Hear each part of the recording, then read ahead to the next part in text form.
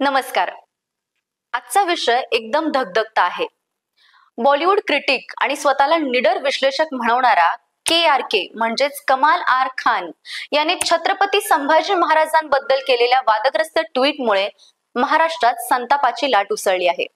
आणि यावर राज्याचे मुख्यमंत्री देवेंद्र फडणवीस यांनी तुफान आक्रमक प्रतिक्रिया दिली आहे. पण नेमकं हे प्रकरण काय आहे? KRKने नेमकं काय ट्विट केलं? या सगळ्या प्रकरणाचा आज आपण सविस्तर आढावा घेणार आहोत. मी सई आपल्या चॅनेल मध्ये तुमचं स्वागत करते. तर बघूया खरं काय. सुरुवात करूया या वादाच्या मुळापासून. KRK म्हणजेच कमाल आर खान एक स्वयंघोषित चित्रपट समीक्षक आणि सोशल मीडियावर आपल्या वादग्रस्त वक्तव्यांमुळे चर्चेत राहणारा व्यक्ती. याने नुकतंच छत्रपती संभाजी महाराज यांच्याबद्दल एक अत्यंत अपमानास्पद ट्विट केलं. हे ट्विट पाहताच महाराष्ट्रभर संतापाची लाट उसळली. इतिहासाचं नीट ज्ञान नसताना काहीही बोलण्याची सवय असलेल्या KRKनं थेट महाराष्ट्राच्या अस्मितेला धक्का दिला. त्याच्या ट्विटमध्ये छत्रपती संभाजी महाराजांबद्दल चुकीची माहिती देण्यात आली होती. त्याच्या विधानामुळे अनेक मराठी संघटना, शिवप्रेमी आणि इतिहासप्रेमी संतप्त झाले. ट्विटर, फेसबुक, इंस्टाग्रामवर #बॉयकॉट KRK आणि #छत्रपती संभाजी महाराज आमच्या गौरवाचे प्रतिनिधी असे हॅशटॅग ट्रेंड होऊ लागले. या प्रकरणावर राज्याचे मुख्यमंत्री आणि भाजपा नेते देवेंद्र फडणवीस यांनी थेट कारवाईची मागणी केली आहे. फडणवीस यांनी आपल्या अधिकृत निवेदनात स्पष्टपणे सांगितलं, संभाजी महाराज केवळ मराठ्यांचे नाहीत तर संपूर्ण देशासाठी अभिमानाचा विषय आहेत. अशा थोर योद्ध्याचा अपमान करणाऱ्यांना महाराष्ट्र कधीही माफ करणार नाही. फडणवीस यांनी या प्रकरणात कायदेशीर कारवाई करण्याचे आदेश दिले असून महाराष्ट्र पोलिसांनी KRK विरोधात गुन्हा दाखल करण्याची प्रक्रिया सुरू केली आहे. शिवाय KRKने त्वरित जाहीर माफी मागावी, अन्यथा त्याच्यावर कठोर कारवाई केली जाईल असा इशाराही त्यांनी दिला आहे. KRKच्या ट्विटमुळे संपूर्ण महाराष्ट्रभर रोष निर्माण झाला. KRKनी Xवर अशी पोस्ट टाकली की this is the real history. It was never Hindu Muslim. Sambhaji's behavior, including alleged irresponsibility and addiction to sensual pleasures, led Shivaji to imprison his son at Panhala Fort in 1678 to curb his behavior. While another theory suggests that Sambhaji was imprisoned at the Panhala because he attempted to violate a Brahmin's wife.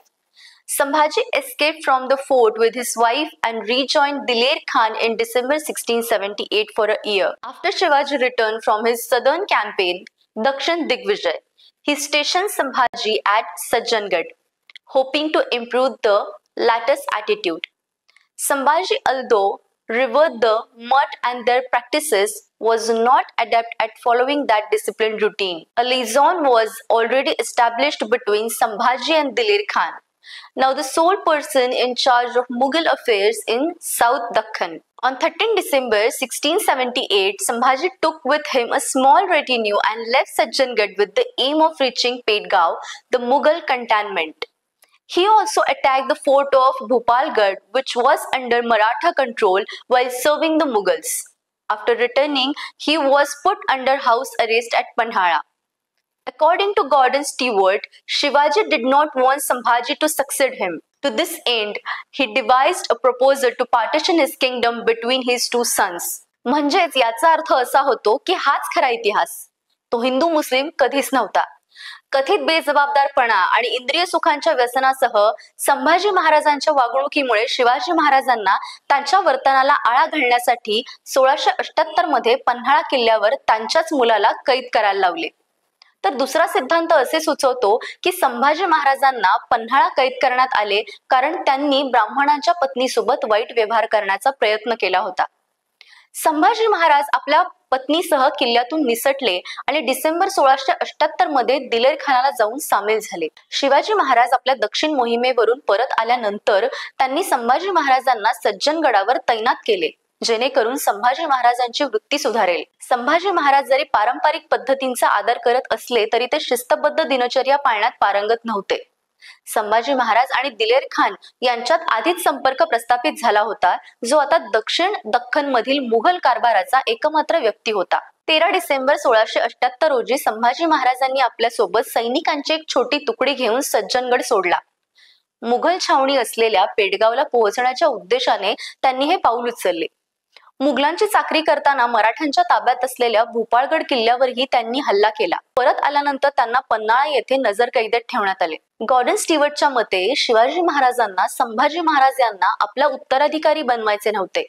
यासाठी त्यांनी आपल्या 2 मुलांमध्ये राज्याचे विभाजन करण्याचा प्रस्ताव तयार केला होता. अशा पद्धतीची पोस्ट KRK यांनी केली आहे. या पोस्टवरून अनेक ठिकाणी त्याच्या प्रतिमांना जोडे मारण्यात आले. तसेच काही कार्यकर्त्यांनी त्याच्या तोंडाला काळं फासण्याची मागणी केली आहे. शिवप्रेमींनी या प्रकरणाची दखल घेत KRK वर कारवाईची मागणी केली आहे. विशेष म्हणजे काही ठिकाणी थेट आंदोलनही करण्यात आली आहेत. लोकांचा असा सूर आहे की छत्रपती संभाजी महाराज यांच्या सारख्या थोर महापुरुषाबद्दल अशा बेताल वक्तव्याची परवानगी दिली जाणार नाही. या संपूर्ण वादानंतर KRKला सोशल मीडियावर प्रचंड ट्रोलिंगला सामोरं जावं लागलं. अखेर परिस्थिती हाताबाहेर जात असल्याचं लक्षात आल्यानंतर त्याने त्याचं ट्विट डिलीट केलं आणि माझ्या ट्विटमुळे कोणाच्या भावना दुखावल्या गेल्या असतील तर मी दिलगिरी व्यक्त करतो असंही त्याने म्हटलं. मात्र अनेक लोकांना KRKची ही माफी म्हणजे केवळ दिखावा वाटत आहे. कारण यापूर्वी देखील त्याने बऱ्याच वेळा वादग्रस्त वक्तव्य केल्यानंतर माफी मागितली आहे, पण पुन्हा तो तसंच वागत राहतो. आता हे प्रकरण केवळ सोशल मीडियावर ट्रेंड करणाऱ्या विषयापुरतं राहिलेलं नाही. आता हा कायदेशीर विषय बनला आहे. महाराष्ट्र पोलिसांकडून KRKच्या ट्विटची सखोल चौकशी केली जात आहे आणि जर त्याच्या वक्तव्याने कायदा मोडला असेल तर त्याच्यावर कठोर कारवाई केली जाऊ शकते. याआधी देखील KRKवर अनेक गुन्हे दाखल झाले आहेत. काही वेळा त्याला अटकही करण्यात आली होती. त्यामुळे हा विषय अजून किती मोठा होईल आणि त्याला याचे काय परिणाम भोगावे लागतील हे पाहणं महत्वाचं ठरेल. तर मंडळी, या संपूर्ण प्रकरणाबद्दल तुमचं काय मत आहे? KRK सारख्या लोकांना अशी वक्तव्य करण्याची मोकळीक द्यायला हवी का? आणि महाराष्ट्र सरकारने यावर आणखीन कठोर पावलं उचलायला हवीत का? कमेंटमध्ये तुमच्या प्रतिक्रिया आम्हाला नक्की कळवा.